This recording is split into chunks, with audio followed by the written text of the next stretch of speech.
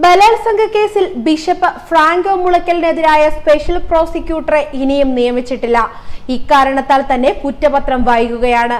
File ഇപ്പോഴും മുഖ്യമന്ത്രിയുടെ ഓഫീസിലെന്നാണ് സൂചന. ഇനി സ്പെഷ്യൽ പ്രോസിക്യൂട്ടറെ കാണിച്ച ശേഷമേ കോടതിയിൽ സമർപ്പിക്കാൻ സാധിക്കുള്ളൂ.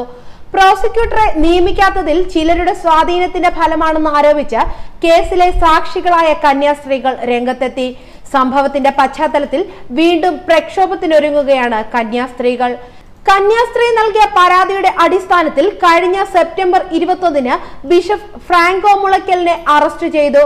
എന്നാൽ അറസ്റ്റ് ചെയ്ത 90-ലധികം ദിവസം കഴിഞ്ഞിട്ടും സർക്കാർ സ്പെഷ്യൽ പ്രോസിക്യൂട്ടറെ നിയമിച്ചിട്ടില്ല.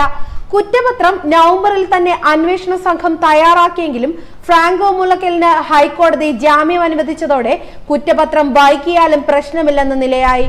ബിഷപ്പ് ഫ്രാങ്കോ മുളയ്ക്കലിനെതിരെ സഭയിലെ കന്യാസ്ത്രീ മെയ് അവസാനമാണ് പരാതി നൽകിയത്. 4.5 മാസത്തെ അന്വേഷണത്തിന് ശേഷമായിരുന്നു ഫ്രാങ്കോയുടെ അറസ്റ്റ്. കന്യാസ്ത്രീമാർ തെരുവിൽ നടത്തിയ സമരത്തിനൊടുവിലായിരുന്നു അറസ്റ്റ്. സ്പെഷ്യൽ പ്രോസിക്യൂട്ടറെ നിയമിക്കാൻ വൈകിയാൽ വീണ്ടും തെരുവിലേക്കിറങ്ങുമെന്ന് കന്യാസ്ത്രീകൾ വ്യക്തമാക്കി. ക്രിസ്തീയ സഭയുടെ ചരിത്രത്തെ തന്നെ വെല്ലുവിളിച്ചുകൊണ്ടായിരുന്നു കൊച്ചിയിൽ കന്യാസ്ത്രീകൾ തെരുവിലിറങ്ങിയത്. മഠത്തിന്റെ അച്ചടക്കവും അനുസരണയും പാലിച്ചിരുന്ന കന്യാസ്ത്രീകൾ ജലന്ധർ ബിഷപ്പ് ഫ്രാങ്കോ മുളയ്ക്കലിനെ അറസ്റ്റ് ചെയ്യണമെന്നാവശ്യപ്പെട്ട് സമരവുമായി തെരുവിലിറങ്ങിയിരുന്നു. കന്യാസ്ത്രീകളുടെ സമരം സഭയെയും സമൂഹത്തെയും ഒരുപോലെ ഞെട്ടിച്ച ഒന്നായിരുന്നു.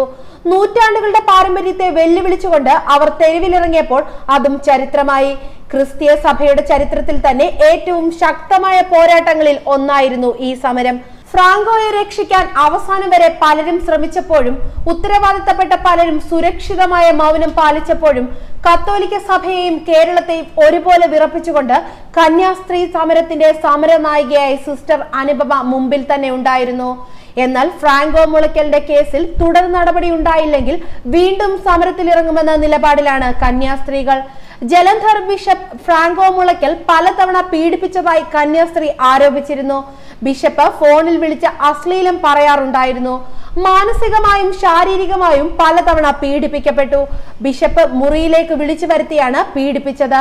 ഭയം മൂലമാണ് ഇക്കാര്യങ്ങളൊന്നും പുറത്തു പറയാതിരുന്നതെന്നും കന്യാസ്ത്രീ സ്വന്തം കൈപ്പടയിൽ വത്തിക്കാനിലേക്ക് അയച്ച പരാതിയിൽ വ്യക്തമാക്കിയിരുന്നു.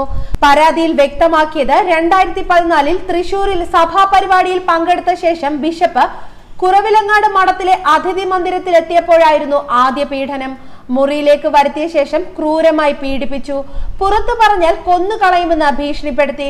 പിന്നീട് ബിഷപ്പ് ജലന്ധറിലെത്തിയ ശേഷം ഫോണിൽ വിളിച്ച അശ്ലീലം പറയുന്നത് പതിവാക്കി. 2016-ൽ സമാന രീതിയിൽ വീണ്ടും പീഡിപ്പിച്ചു. നീ എന്റെ ഭാര്യയായതിനാൽ ഇതിലൊന്നും പാപമില്ലെന്ന് പറഞ്ഞായിരുന്നു പീഡനം. എതിർപ്പ് അറിയിച്ചപ്പോൾ ഇക്കാര്യങ്ങളെല്ലാം പുറത്തു പറയുമെന്ന് ഭീഷണിപ്പെടുത്തി. ബന്ധുക്കളെ സ്വാധീനിച്ച് അവരെ കൊണ്ട് എതിരായ കത്തുകൾ എഴുതിപ്പിച്ചു. മദർ സുപ്പീരിയർ പദവിയിൽ നിന്ന് നീക്കാൻ സുപ്പീരിയർ ജനറലിനു മേൽ സമ്മർദ്ദം ചെലുത്തി. സഭ PROയെ കൊണ്ട് പഞ്ചാബ് പോലീസിൽ തനിക്കും കുടുംബത്തിനുമെതിരെ പരാതി നൽകിപ്പിച്ചു. വീട്ടുകാരെ ഉൾപ്പെടെ മോശക്കാരായി ചിത്രീകരിച്ച് വ്യക്തിഹത്യ നടത്താനും ബിഷപ്പ് ശ്രമിച്ചു. സഹോദരനെയും ബന്ധുക്കളെയും ഡ്രൈവറെ പോലും അകാരണമായി ഉപദ്രവിച്ചു. 2017-ൽ പീഡനത്തെക്കുറിച്ച് മേജർ ആർച്ച് ബിഷപ്പ് ജോർജ് ആലഞ്ചേരിയെ നേരിൽ കണ്ട് സംസാരിക്കുകയും പരാതി കൈമാറുകയും ചെയ്തു. എന്നാൽ നടപടി ഉണ്ടായില്ല. ബിഷപ്പിനെ ഭയന്നാണ് ഇക്കാര്യങ്ങൾ ഇക്കാലം അത്രയും മറച്ചുവെച്ചത്. കുടുംബത്തിന്റെയും തന്റെയും മനസമാധാനം തകർന്നിരിക്കുകയാണ്. വത്തിക്കാൻ പ്രശ്നത്തിൽ ഇടപെടണം, നീതി ലഭിക്കുമെന്നാണ് പ്രതീക്ഷയെന്ന് കാണിച്ചുള്ള കത്താണ് പുറത്തായത്.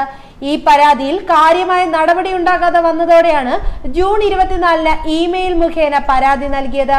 എന്നാൽ തനിക്കെതിരായ കന്യാസ്ത്രീയുടെ പരാതിക്ക് പിന്നിൽ ഗൂഢാലോചനയാണെന്ന് ഫ്രാങ്കോ മുളയ്ക്കൽ ആദ്യം പറഞ്ഞിരുന്നു. ബ്ലാക്ക് മെയിലിംഗ് ലക്ഷ്യമിട്ടാണ് ഇവർ തനിക്കെതിരെ രംഗത്ത് വന്നിരിക്കുന്നതെന്നും അദ്ദേഹം വാദിച്ചിരുന്നു. ന്യൂസ് ഡെസ്ക് മലയാളി വാർത്ത.